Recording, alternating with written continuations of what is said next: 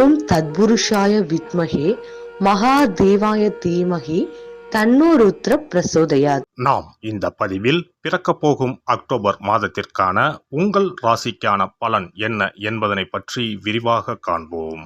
பிறக்கப் போகும் இம்மாதத்தில் உங்கள் வாழ்வில் வளமும் நலமும் செல்வ செழிப்பும் பெற்று வாழ்வில் உயரிய நிலையை அடைய எல்லாம் வல்ல எம்பெருமானை வேண்டி விரும்பி கேட்டுக்கொள்கிறேன்.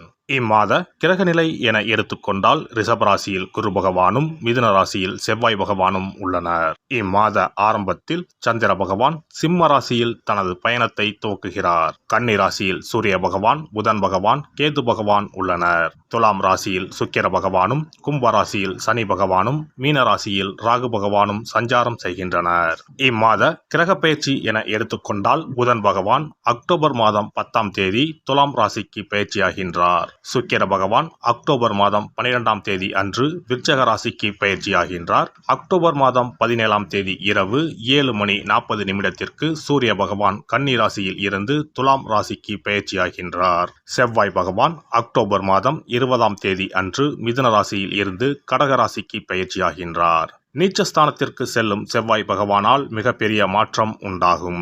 இம்மாத கடைசியில் அக்டோபர் 29ஆம் தேதி புதன் பகவான் துலாம் ராசியில் இருந்து விருச்சக ராசிக்கு பயிற்சியடைகின்றார். இம்மாதத்தில் வரும் விசேஷ நாட்கள் என எடுத்துக்கொண்டால் அக்டோபர் மாதம் 2ஆம் தேதி மகாலய அமாவாசை வருகின்றது. வருடத்திற்கு ஒரு முறை வரக்கூடிய இந்த அமாவாசையில் பித்ருக்கள் மேலோகத்தில் இருந்து பூமிக்கு வந்து நம்மை ஆசீர்வதிக்கக்கூடிய விசேஷமான நாளாகும். அக்டோபர் 3ஆம் தேதி நவராத்திரி விழா ஆரம்பம். அக்டோபர் மாதம் 11ஆம் தேதி ஆயுத பூஜை என்று சொல்லக்கூடிய சரஸ்வதி பூஜை வருகின்றது. அக்டோபர் 12ஆம் தேதி விஜயதசமி, அக்டோபர் 31ஆம் தேதி தீப ஒளி திருநாள். இனி உங்கள் ராசிக்கு இம்மாதம் நடக்க உள்ள சுப மற்றும் அசுப பலன் என்ன என்பதனையும், அசுப பலன் ஏற்படுமாயின் ராசிக்காரர்கள் செய்ய வேண்டிய பரிகாரம் என்ன, வழிபட வேண்டிய தெய்வம் யார் என்பதனை பற்றி விரிவாக காண்போம். வேகத்துடன் விவேகமாகவும் நடந்து கொள்ளும் ரிஷபராசி அன்பர்களே, நீங்கள் சிக்கனமாக நடந்து கொள்பவர்கள்.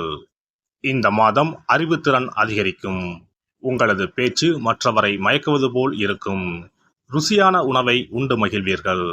ராசியில் இருக்கும் குரு பகவான் மன நிம்மதியை தருவார். சாமர்த்தியமாக காரியங்களை செய்து வெற்றி பெறுவீர்கள். தொழில் ஸ்தானத்தில் சனி பகவான் இருக்கிறார். தொழில் வியாபாரம் முன்னேற்றம் அடையும். தொழில் வளர்ச்சிக்காக சில திட்டங்களை செயல்படுத்த முடிவுகளை எடுப்பீர்கள். பணவரத்து திருப்தி தரும். வியாபார விருத்திக்காக புதிய இடம் வாங்குவீர்கள். உத்தியோகத்தில் இருப்பவர்களுக்கு செயல்திறமை கூடும். பயணங்கள் செல்ல நேரலாம். பணி நிமித்தமாக அலைய வேண்டியிருக்கும். குடும்பத்தில் சிறிது நிம்மதி குறைவு ஏற்படலாம். சுற்றத்தினர் வருகை இருக்கும். கணவன் மனைவிக்கு இடையே சிறிது பிணக்கு வரலாம். பிள்ளைகள் மூலம் மனமகிழ்ச்சி ஏற்படும். குடும்ப வருமானம் அதிகரிக்கும்.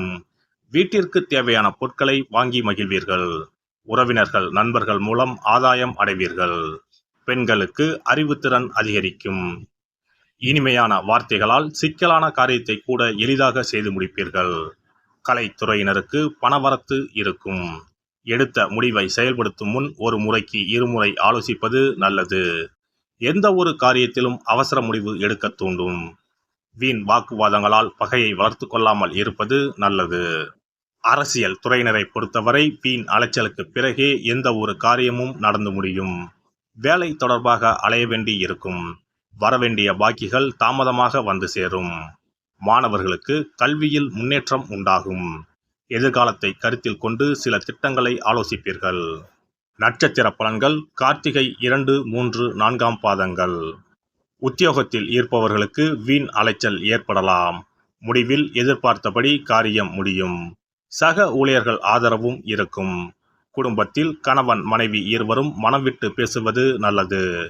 குடும்ப விஷயங்களை அடுத்தவரிடம் கூறி ஆலோசனை கேட்பதை தவிர்ப்பது நன்மை தரும். குழந்தைகள் முன்னேற்றத்தில் அக்கறை காட்டுவீர்கள். உறவினர் நண்பர்களிடம் கவனமாக பேசி பழகுவது நல்லது. ரோகிணி நட்சத்திரம் எதிர்பாராத பண உதவிகள் கிடைக்கும். கடும் ஜுரம், விவாதங்கள், கலகம், அடுத்த வீட்டாருடன் சதா சண்டை இவை நேரும். கவனமாக இருக்கவும், பேச்சில் நிதானத்தை கடைபிடிக்கவும். யாருடைய தூண்டுதலுக்கும் செவி சாய்க்காதீர்கள்.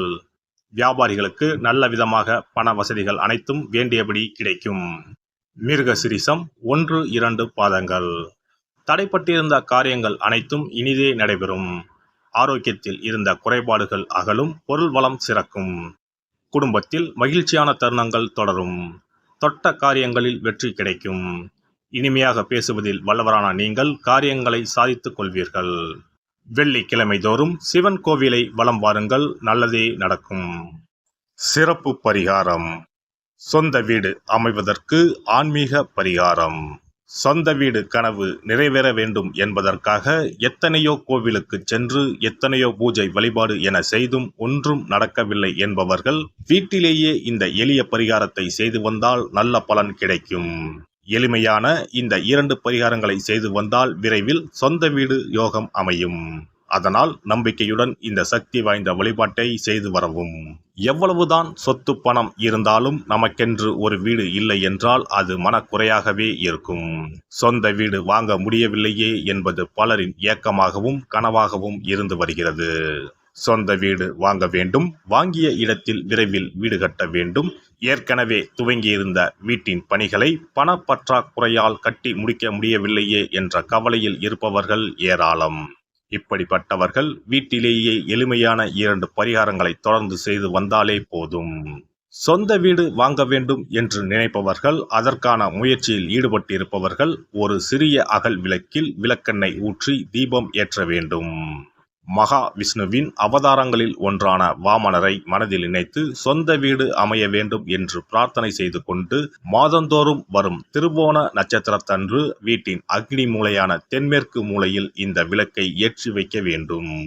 அக்னி திசை என்பது மண்ணுக்குரிய திசையாகும். அதாவது அங்காரகன் எனப்படும் செவ்வாய் பகவானுக்கு உரிய திசை இதுவாகும். 3 அடி மண் கேட்டு 3 உலகையும் அளந்தவர் வாமனன். அதனால் அவரை நினைத்து பால் பாயசம் நிவேதனமாக படைத்து வழிபட்டு வந்தால் விரைவில் சொந்த வீடு யோகம் அமையும்.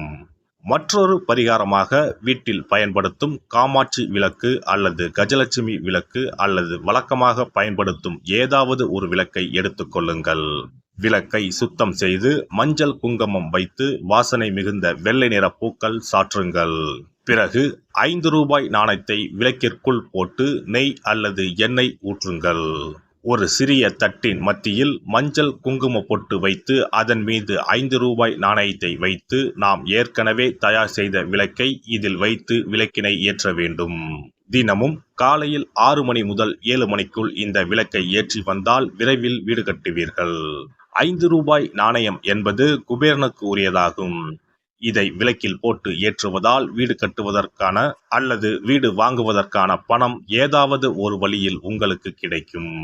காலை 6 மணி முதல் 7 மணி வரையிலான நேரம் என்பது ஞாயிற்றுக்கிழமையில் சூரியன், திங்கள் கிழமையில் சந்திரன், செவ்வாய்க்கிழமையில் செவ்வாய், புதன் கிழமையில் புதன், வியாழக்கிழமையில் குரு, வெள்ளிக்கிழமையில் சுக்கிரன், சனிக்கிழமையில் சனி என நவக்கிரகங்களில் பாவ கிரகங்களான ராகு, கேதுவை தவிர்த்து மற்ற 7 கிரகங்களையும் குறிக்கும் ஹோரை நேரமாகும். இந்த நேரத்தில் விளக்கு ஏற்றுவதால் நவக்கிரகங்களின் அருள் கிடைத்து பூமி யோகம் உண்டாகும். எந்த ஒரு பரிகாரம் என்றாலும் மனதில் முழு நம்பிக்கையோடும் இறைவனை உறுதியாக வேண்டி வழிபாடு செய்தால் மட்டுமே பலன் தரும். எளிமையான இந்த பரிகாரத்தை தொடர்ந்து செய்து பயன் பெறுங்கள். எல்லாம் வல்ல இறையருளால் நீங்களும் உங்கள் அன்பு குடும்பமும் உடல் நலம், நீலாயுள், நிறை செல்வம், உயர் புகழ், மெய்ஞானம் ஓங்கி வாழ்க வளமுடன். இந்த வீடியோ பதிவு உங்களுக்கு பிடித்திருந்தால் லைக் பண்ணுங்க, கமெண்ட் பண்ணுங்க, ஷேர் பண்ணுங்க, மறக்காம சப்ஸ்கிரைப் பண்ணுங்க, பக்கத்துல இருக்கிற பெல் பட்டனை கிளிக் பண்ணுங்க. நன்றி, வணக்கம். ஓம் நமச்சிவாய. சிவாய நம.